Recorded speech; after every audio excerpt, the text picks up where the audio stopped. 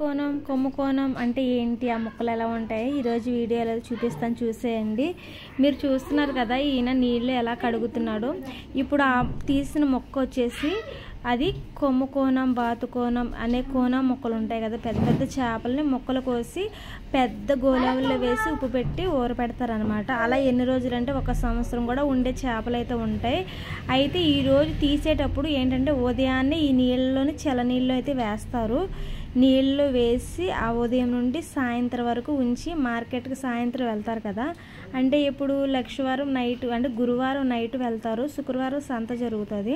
అక్కడ అమ్మటానికి వెళ్ళే ముందు నైట్ వెళ్తారు కాబట్టి ఆ రోజు గురువారం ఉదయాన్నే ఆ ఉప్పు గోళావుల్లో నుండి అంటే ఊర పెట్టారు కదా ఉప్పులోని, ఆ ఉప్పు గోళావులో నుండి తీసి ఇలా నీటిలో అయితే వేస్తారు.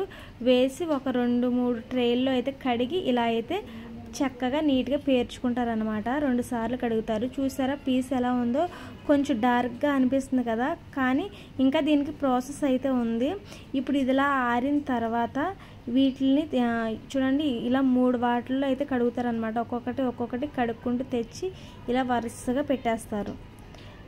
ఇక్కడ వరకు ఒక ప్రాసెస్. అంటే నీటిలో ఉప్పు గోళాల్లో ఉండి తీసి నీటిలో నానబెట్టి బాగా చేత్తో రబ్ చేసి కడుగుతారు. ఏదైనా కొంచెం తెల్లగా లేదు బాగాలేదు అనుకుంటే తీసేసి మళ్ళీ నీటిలో అయితే వేస్తారనమాట. నీటిలో వేసి బాగా చూస్తారు. అంటే ఎక్కడైనా బ్లడ్ అది క్లాట్ అయిపోయి ఉంటుంది కదా, మచ్చలుగా ఉండిపోద్ది. అలా కొంచెం చేత్తో అంటే వచ్చేస్తుంది. ఇంకా దాన్ని నీట్గా క్లీన్గా చేస్తారు. ఇదొక ప్రాసెస్. ఇలా చేసిన దాంట్లో అన్నీ తీసుకెళ్ళి ఇలా వరుసగా పేర్చుతారంట. ఎందుకంటే వాటర్ అంతా కిందకి ఓర్చేసి అంటే కిందకి నీళ్ళు అనేవి వెళ్ళిపోయిన తర్వాత దానికి ఇంకొక ప్రాసెస్ ఉంది. చూసారా, దాని తోలు అయితే తీరు. మనం వండుకునేటప్పుడు తోలు తీసుకొని వండుకోవాలి. ప్యాకింగ్ చేసేటప్పుడు కూడా తోలు తీయకుండా నేను ప్యాకింగ్ అయితే చేస్తాను. ఎందుకంటే తోలు తీయడం కష్టం. లేదు తోలు కూడా తీసేయండి, క్లీన్గా చేసేసి మాకు చిన్న పీసెస్గా పంపించండి అన్నా సరే మేము చిన్న పీసెస్గా అయితే నేను పంపిస్తాను అనమాట. నేను కొరియర్ చేసేది అందరికీ అంటే నేను సేల్ చేసేదాన్ని నేను వీళ్ళ దగ్గర తీసుకొని సేల్ చేస్తాను. వీళ్ళు మన కళ్ళ ఎదురే చేస్తారు, మా ఇంటి ఎదురే అనమాట. అందుకని వీళ్ళైతే అన్ని నీట్గా మన ముందు చేస్తారు కాబట్టి నేను వీళ్ళ దగ్గర తీసుకొని నేనైతే కొరియర్ చేస్తూ ఉంటాను. ప్రైజెస్ కూడా చాలా తక్కువగానే ఉంటుంది. నేను 1/2 kg నుండి అయితే నేను సేల్ చేస్తున్నాను అనమాట. 1/2 kg నుండి ఇంకెంతైనా మరలా 1/4 kg అడుగుతారేమో అని చెప్తున్నాను అనమాట. 1/2 kg నుండి నేను ఎంతైనా సేల్ చేస్తాను. వీళ్ళ దగ్గర అవే కాదు, వీటిని చీలుకలు అంటారు.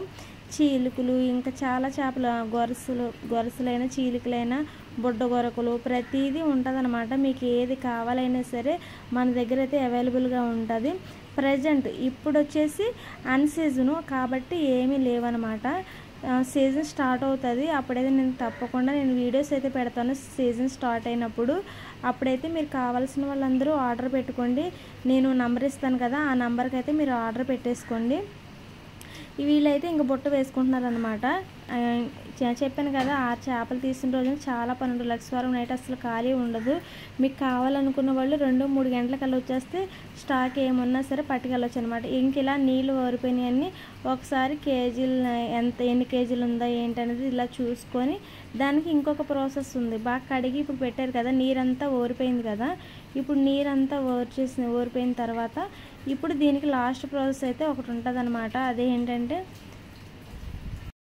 ఇదిగోండి, ఇదే ప్రాసెస్ అనమాట. ఇలాంటి చేపలకి ఏంటంటే ఎండలో ఆరపెట్టరు, ఇలా సాల్ట్ రాసేసి పెట్టేస్తారు. మడేయడం అంటారనమాట వీటిని.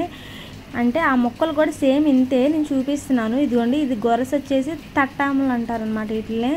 వీటిని ఎండలో ఎండబెట్టరు, ఇలా సాల్ట్ రాసేసి మడబెట్టేస్తారు. అలా పెట్టేయడం వల్ల ఇంకా ఉప్పు బాగా ఇంకిపోయి చేప ఇంకా అలా ఆరిపోద్ది అనమాట. ఇదిగోండి, ఈ చేపకు కూడా ఇలాగైతే ఉప్పు అయితే పెట్టేస్తారు. సాల్ట్ రాసేసి ఇంకా పంపించేస్తారనమాట మార్కెట్కి. ఇక నేను వీళ్ళ దగ్గర ఇవే తీసుకొని నేనైతే కొంచెం డ్రై చేస్తాను, ఇలాగే పంపించేయట్లేదు. నేను కొంచెం ఆ రోజు డ్రై చేసి కొంచెం ఎండలో పెట్టి నేనైతే ప్యాకింగ్ చేస్తున్నాను అనమాట. ఇలా ఒక్కొక్కటి తీసుకొని సాల్ట్ అయితే రాసేసి ప్యాకింగ్ చేస్తారు. ఇదండి ఈరోజు వీడియో.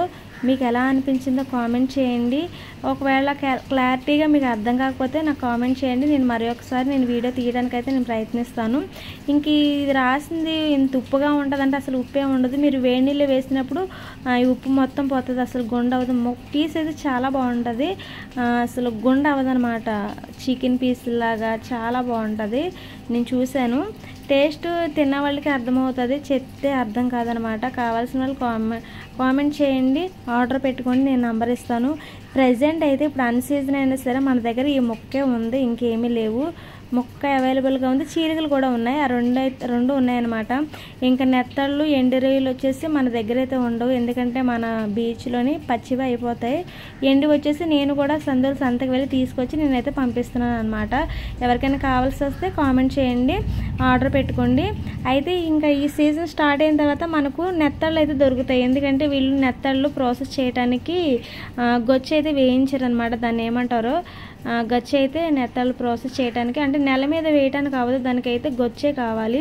స్లాపుల మీద గట్రా వేస్తారనమాట. ఇంక స్లాపు ఎక్కలేకపోతున్నారని కింద గచ్చి అయితే వేయించేశారు. ఈసారి నుండి అయితే అవి కూడా మన దగ్గర అవైలబుల్గా ఉంటాయి. నేను వీడియోస్ పెడుతూ ఉంటాను కదా, మన ఛానల్ సబ్స్క్రైబ్ చేసుకొని ఫాలో అవ్వండి. డ్రై పీస్ కోసం అయితే నేను మీకు ఏ డ్రై పీస్ కావాలన్నా సరే పంపిస్తాను, కేవలం సీ ఫుడ్ మాత్రమే.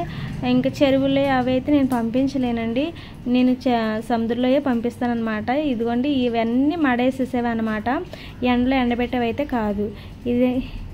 ఇవన్నీ ఇంకా మడేస్తారనమాట.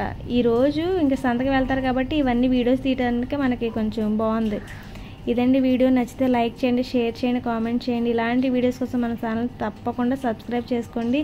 ఇంకా డ్రై పీస్ ఎలా వంటలు చేయాలనేది మన ఛానల్లో అన్నీ పెట్టాను, మీరు చూసి నేర్చుకొని కడుపారా తినండి. థ్యాంక్ యూ అండి, థ్యాంక్ యూ ఫర్ వాచింగ్.